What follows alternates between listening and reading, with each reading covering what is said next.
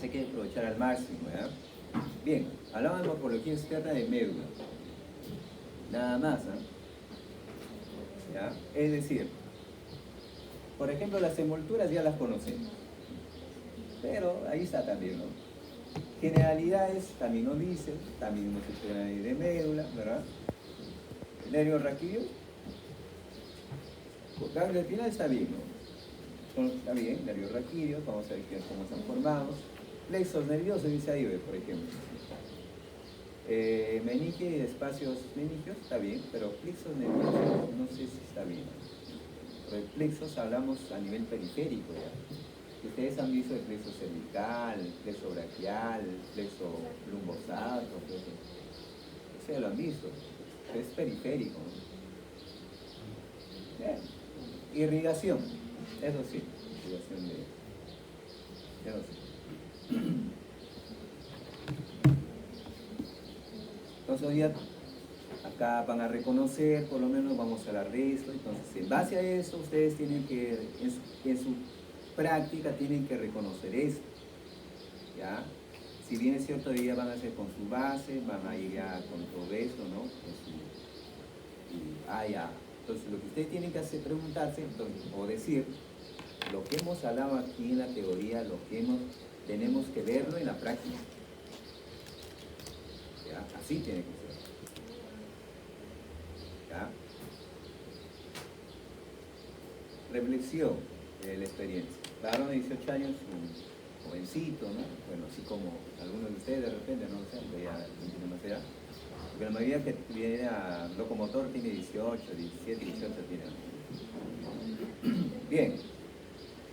Fue atacado, fue agredido por un nudillo o un proceso cortante a nivel cervical, tóraco cervical, es decir, entre T1 o T7, o perdón, D7 o C7 y T1, ¿correcto?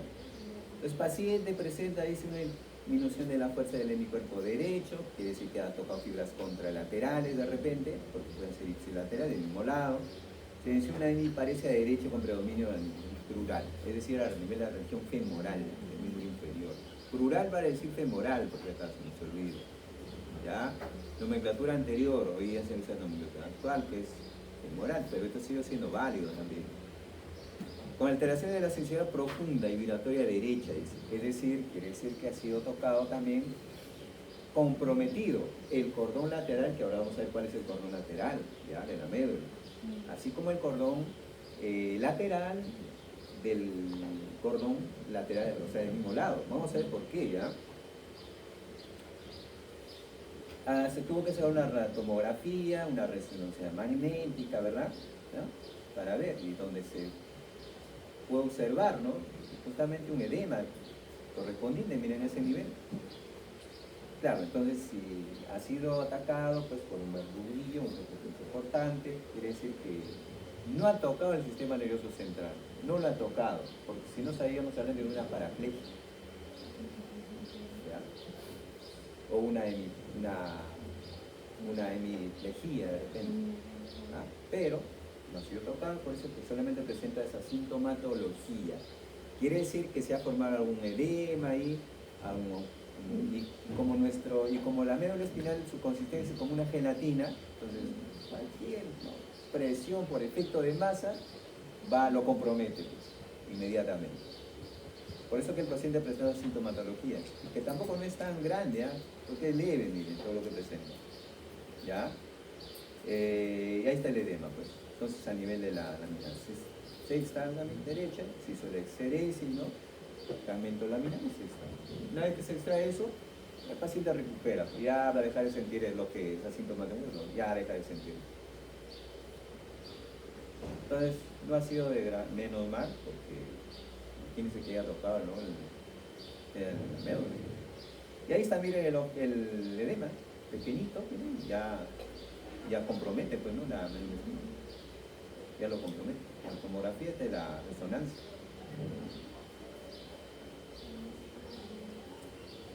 Entonces, la tomografía es una radiotécnica donde nos permite ver con más claridad. La resonancia también, pues sobre todo para ver parte blanda de la resonancia. ¿Ya?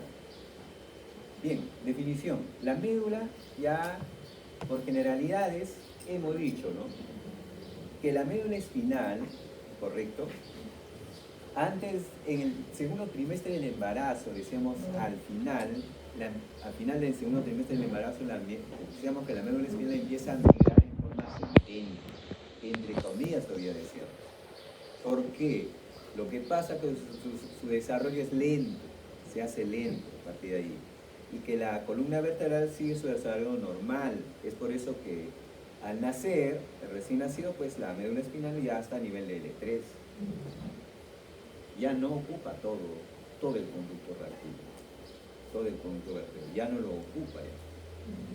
Entonces al nacer, ya la médula espinal en el recién nacido está a nivel de L3. En nosotros está a nivel de L1. Algunos autores dicen hasta L2, pero básicamente es L1, ¿correcto? Ahí termina la médula espinal, ahí encontramos el cono medular, ¿correcto? Ahora, ¿para qué nos sirve la médula espinal, por ejemplo? Nos permite, ¿verdad? La médula espinal nos permite llevar los estímulos, ¿verdad?, que percibimos en cualquier parte de nuestro cuerpo. Es decir, tacto, presión, movimiento, vibración, temperatura, pues, lo frío y lo calor, ¿verdad? Eso lleva, miren, por ahí, hasta la corteza cerebral. Pero algunas no llegan hasta el cerebelo, ¿no? Pero también nos permite el paso de la respuesta, pues, porque la respuesta es motora, es decir, hacia un determinado uso, un determinado órgano efector. En este caso podemos poner, por ejemplo, un uso muscular, ¿verdad? O sea, para eso sí, la médula espinal lleva. ¿Ya? Lleva aferencias, que son estímulos, regresa a eferencias, que son las respuestas motoras. Esa es la médula espinal. Para eso, esa es su función de la médula espinal. Y que también nos puede hacer pues el arco reflejo, por ejemplo. Arco reflejo significa que no ha llegado a la corteza cerebral. Es inconsciente. Eso lo vamos a ir entendiendo en la siguiente clase también. Vamos a hacer todo ahí vamos a hacer vamos a recordar esto y vamos a leer todo el trayecto de las fibras, de los tractos o fascículos. ¿Ya? Y acá pues a nivel de L1, que termina como cono medular, de ahí sigue el filum terminal, ¿verdad? Y de ahí este espacio se llama la cisterna lumbar, aunque Testilo decía el quinto ventrículo, por ejemplo. Testilo decía así, que el quinto ventrículo. Ya sabemos que es la cisterna lumbar, ¿correcto? Medio de fijación. La médula espinal, entonces en la parte más alta se fija a través de la médula oblongada. A través de la médula oblongada se fija la médula espinal, o bulbo raquídeo, ¿verdad? Abajo, a través del filum terminal. Filum terminal. ¿Correcto? Es decir, abajo este filum terminal tiene sus dos porciones, su porción interna o pial, su porción externa o dural. Ustedes dicen, ¿por qué porción interna o pial? Porque esto que sigue acá, llamado filum terminal, no es más que la pía madre. Esto es pía madre. La pía madre reviste a la médula espinal. Pero como la médula espinal termina a nivel de L1, entonces la pía madre se une, forma como un filamento. Por eso es filamento, filum terminal o pial, porque está formado por la pía madre. Pasa la cisterna lumbar, ese filum terminal es revestido por la dura madre. Es revestido por la dura madre, por eso dice dural, es decir, filum terminal dural, pero es externo. Entonces, por ejemplo, Netter dice filum terminal interno, filum terminal externo. Netter lo dice así, ¿no? Pero sabemos que la pía madre, acá, y acá sigue, sino que lo revise la dura madre, pues ese es dural. Ya, dural, ¿correcto? Sí. Entonces Entonces, la médula espinal se fija por abajo, o su medio de unificación inferior es el filum terminal, ¿verdad? ¿Correcto? Lateralmente se fija a través de los ligamentos dentados, que también está formado por la pía madre, ligamento dentado. Lateral. Y las raicilias o raíces también, que van a formar los nervios raquídeos, ¿verdad? Entonces ya vemos cómo está fijado la médula espinal. Y que puede medir entre 45 y 50 centímetros la médula espinal, por si acaso. Independientemente del sujeto, ¿verdad?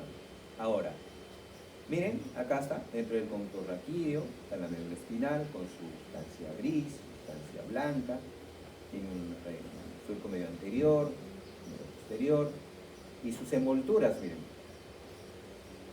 Este es el hueso, este es el agujero vertebral. Después encontramos grasa, grasa que le sirve como un colchón, ¿verdad? Como una almohada, un colchón a la médula espinal.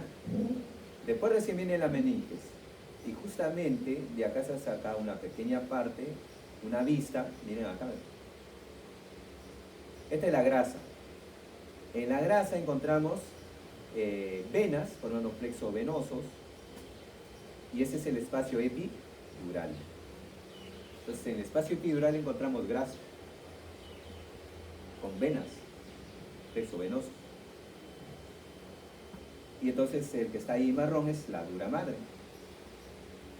Por debajo de la dura madre está el espacio subaranoide, y que es virtual, decíamos, ¿verdad? Acá es virtual, ¿verdad? Entonces, después sigue la aracnoides, entonces ahí está el espacio subdural, el aracnoides con manda sus trabéculas, con donde circula el LCR, el espacio subaranoideo, ¿verdad? ¿Correcto? Luego viene la pía madre, ya la pía madre reviste, ¿verdad? Reviste a la médula espinal, ¿correcto? Entonces ya vemos ahí, ¿no? Cómo está, son sus envolturas de la médula. Y esto es lo que le decía durante el desarrollo, ¿no? A finales en el inicio del primer o del segundo trimestre del embarazo ocupa todo, miren. La médula espinal lo ocupa todo el conducto raquídeo, todo. Y a finales empieza a emigrar, decíamos, ¿no? De forma ascendente. Al nacer está a nivel de L3, miren. A nivel de L3. La médula, y ahí ya tenemos ya cola de caballo, ¿verdad? Porque si la médula espinal ocupara todo, no tendríamos el cabo de quina o cola de caballo. No habría, ¿verdad? Porque no fuera necesario, pues chicos. ¿No fuera necesario para qué? ¿Por qué esta cola de caballo? Porque los nervios lumbares, los nervios sacros, necesitan alcanzar su agujero de salida. Para alcanzar su agujero de salida. Por eso ha crecido más. Pero en su conjunto es conocido como la cola de caballo o cauda, porque se parece a una cola de caballo. Ustedes han visto la cola de caballo, ¿no? De ahí el nombre, así. Estas son las intumescencias, hemos hecho engrosamientos a nivel de los segmentos cervicales, lumbosacro, por donde encontramos la presencia de los plexos, plexo cervical, plexo braquial, plexo lumbar, plexo sacro, ¿verdad? ¿Ok? Por eso que hay esos engrosamientos. Cara anterior. En la cara anterior encontramos el surco medio anterior, donde está ocupado por la arteria espinal anterior. Arteria espinal anterior, ¿ya? ¿Correcto? Pero además nos permite ver los cordones, ya vemos cordones ahí, cordón del lado derecho, cordón del lado izquierdo. ¿Quién forma los cordones? La sustancia blanca. Ya vamos ya reconociendo cordones acá. Estas son las raíces anteriores, pues ya, raíces anteriores. Ahí están los ligamentos dentados nuevamente. ¿Ya? Cara posterior. En la cara posterior encontramos el surco medio posterior, que en realidad ese surco medio posterior casi ni se nota, ¿no? Casi ni se nota. Es ese de acá, miren. Este es este. Estos son los surcos colaterales, Es decir, por estos surquitos, ahí vamos a encontrar arterias espinales. O sea, ya no es una sola arteria acá, espinal, sino son dos. Pero la teoría lo dice solamente como arteria espinal posterior. Entonces, pero hasta ahí viven dos. Y van a ver ustedes que cada arteria está acompañada de su vena, con el mismo nombre. Profesor, entonces, por el surco posterior, ¿qué pasa? Una vena. Acá ustedes van con solamente una vena, con el nombre de vena espinal posterior, nada más. ¿Ya? Estos son los surcos colaterales posteriores, miren, colaterales posteriores, donde vamos a ver que están en las raíces o raicillas posteriores. ¿Ya? Este es el surco medio anterior, pues, ¿no? También, ya lo vimos, pero acá se ve bastante bien, ¿verdad? Y que decíamos que está ocupado por la arteria, adelante está la arteria espinal anterior, con su vena que la acompaña también. Que a veces no se menciona acá profundamente en el surco propiamente dicho, ahí encontramos una arteria central, así se le llama, arteria central. No se menciona, pero hay una arteria central ahí. ¿Ya? Este es el cabo de quina, pero filón terminal. Cabo de quina, colecaballo, su conjunto, y este es el filón terminal. ¿Verdad? Ya saben que el filón terminal entonces está formado por vía madre, como cuando sale fuera de la cisterna lumbar, lo reviste la dura madre. Entonces hay el nombre, el filón terminal externo o dural, ¿verdad? Dural, o la dura madre. ¿Correcto?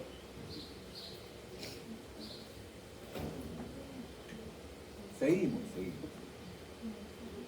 Esto es, miren, sustancia gris, que está formado por somas, que es células amielínicas, o sea que no son mielínicas, por eso que es sustancia gris. Sustancia blanca, la periferia, que encontramos axones, y que están revestidos de mielina,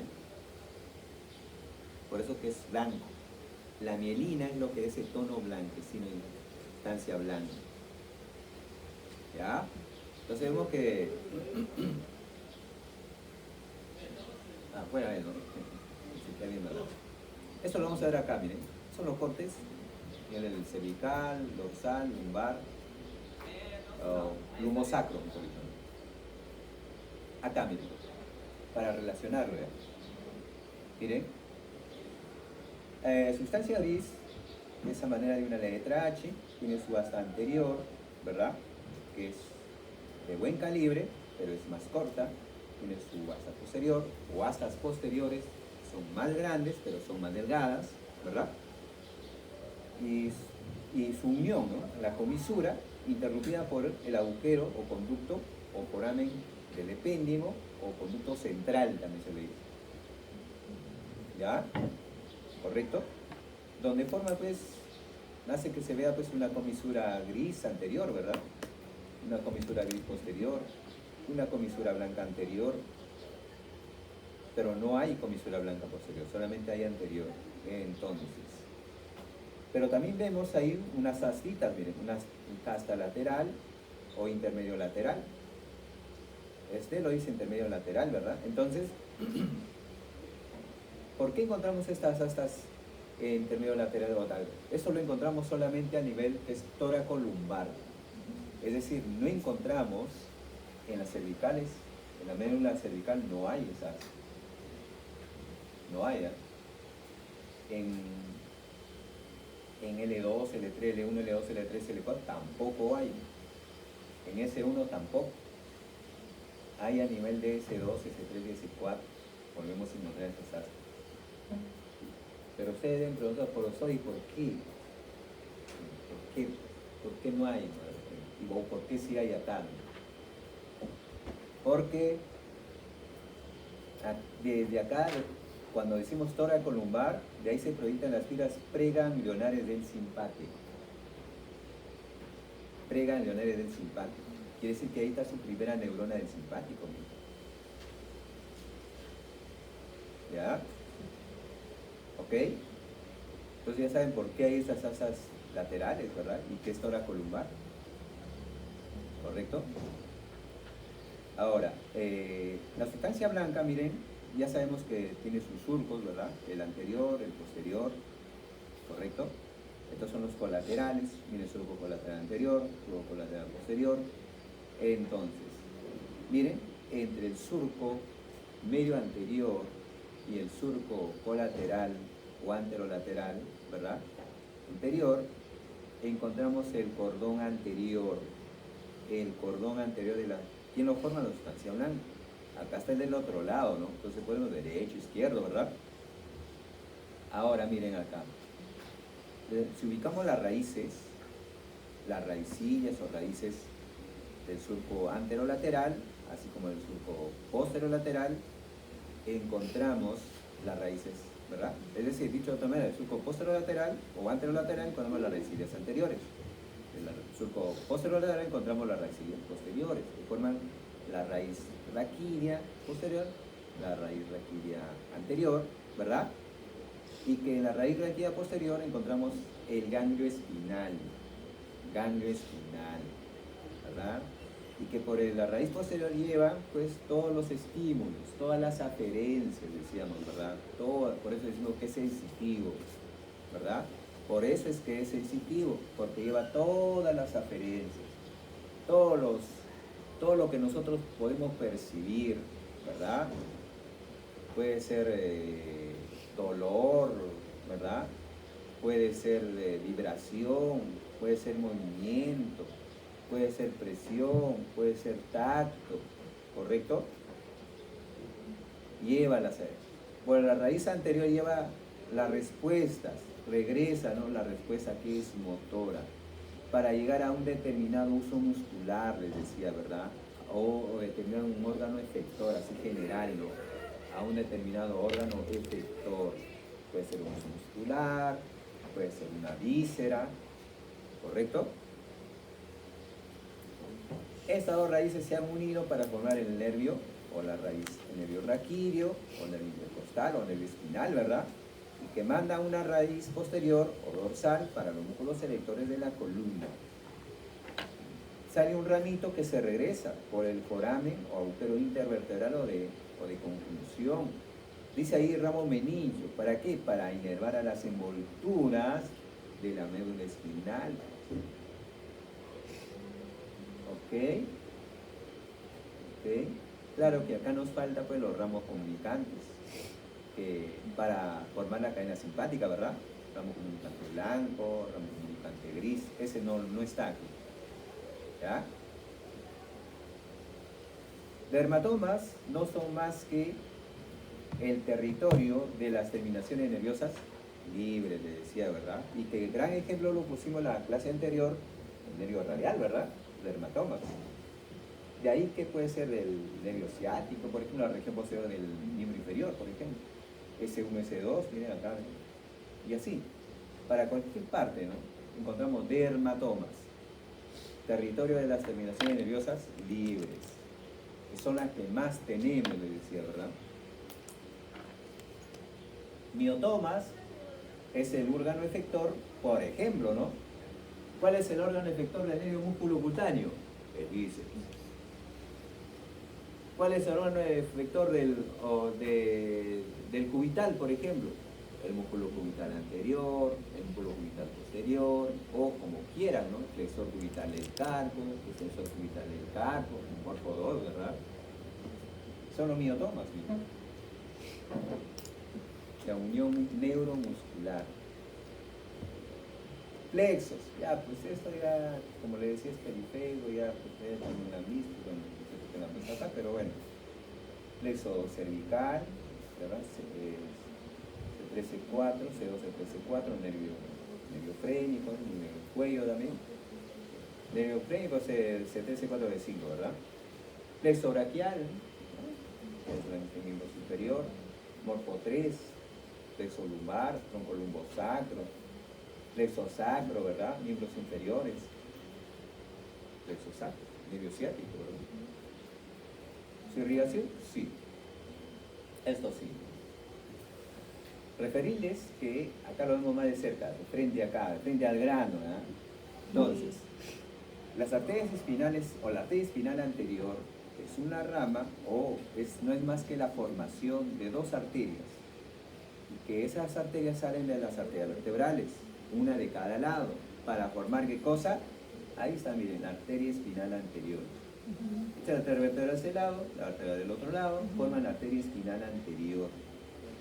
¿Ok? Pero hasta T8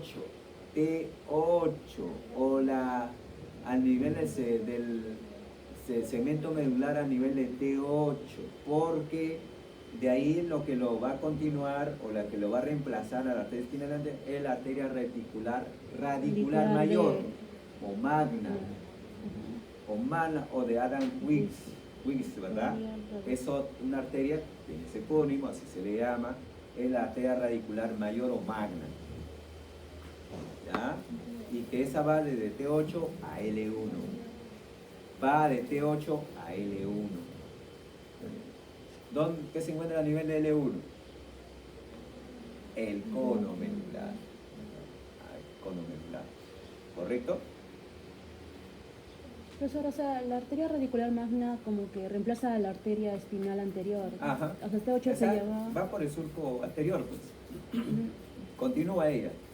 La arteria espinal anterior ahí se queda, pues, ¿no? A nivel de T8. Y de ahí la reemplaza la arteria radicular. Pero ellas se anastomosan con las otras radiculares, porque si bien es cierto, hemos dicho la arteria radicular mayor o magna, pero hay más arterias radiculares. Ahora, ¿de dónde vienen esas arterias radiculares? De las intercostales. De las intercostales. ¿Y de dónde vienen las intercostales? De la aorta, pues. ¿Verdad? Porque las espinales posteriores, que le dije que son dos y son muy pequeñitas, también son ramas, miren, de las vertebrales. La de este lado, más la del otro lado. Y que también se anastomosan con las radiculares posteriores también. Y también van a venir porque vienen de las intercostales también. La mejor vista es esta, miren de acá. Esa es lo mismo. La Adam Quiz es esta, ¿ven? O acá, ¿no? La radicular mayor o magna. ¿Ya? Acá miren, ve. Miren, esta es la aorta. La aorta torácica. Miren su arteria, su rama intercostal izquierda, para la redundancia. Miren cómo da sus radiculares, la radicular anterior, la radicular posterior. Miren, la radicular posterior es pequeñita, miren. Y miren, ahí está la arteria espinal posterior de este lado, acá está la arteria espinal posterior del otro lado. Ahí está la dos, miren. La radicular anterior viene hasta, incluso esta de acá se ve que es la magna o mayor, miren. O la de Adam Quick, ¿verdad? Y miren, se proyecta por la surco medio anterior. Pero también se anastomosa con las radiculares menores.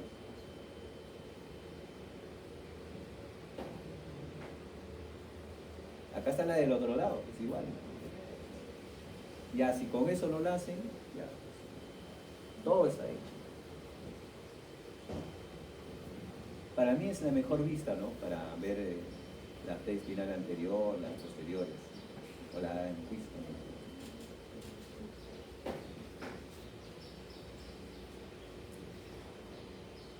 Todo eso lo tienen ahí ustedes lo tienen en Canva, en su portal, ¿no? Y ahí está, miren, ¿sí? Le dije, ¿no? Que las arterias espinales posteriores estaban acompañadas de una vena, miren. Y que en el centro había una vena espinal posterior. ¿Saben? Y que la anterior también estaba acompañada de su vena. El espinal entero con su vena que la acompaña.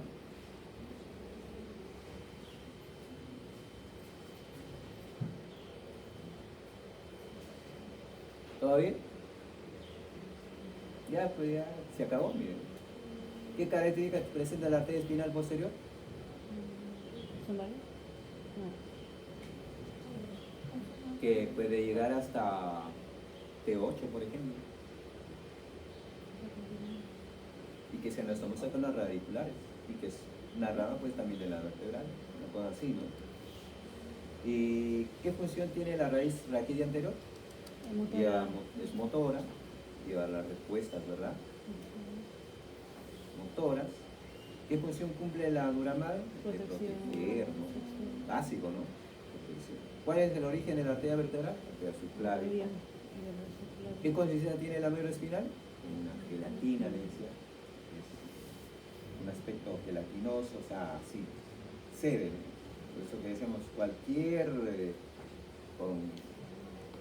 objeto o cuerpo extraño que, por más pequeño que sea, ya compromete el sistema nervioso.